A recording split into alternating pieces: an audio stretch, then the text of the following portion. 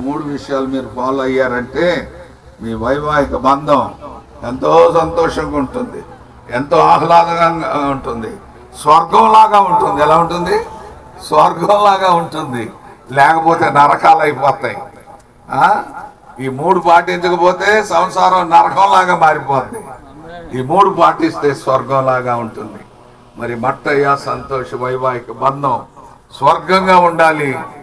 దేవుడు వారిని దీవించాలి, ఆదర్శంగా ఉండాలని నేను వారికి తెలియజేస్తూ ముగిస్తూ, వారే కాదు ఇక్కడున్న భార్యాభర్తలు అందరూ కూడా పరిశుద్ధంగా ఉండాలి, ప్రేమ కలిగి ఉండాలి, విధేయత కలిగి ఉండాలి. దేవుడు మిమ్మల్ని దీవిస్తాడు.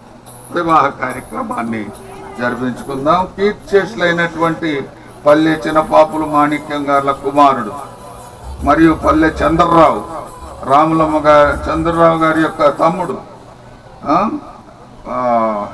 వివాహ బంధంలో జతపరచబడడానికి మనందరి ఎదుట నిలిచి ఉన్నారు.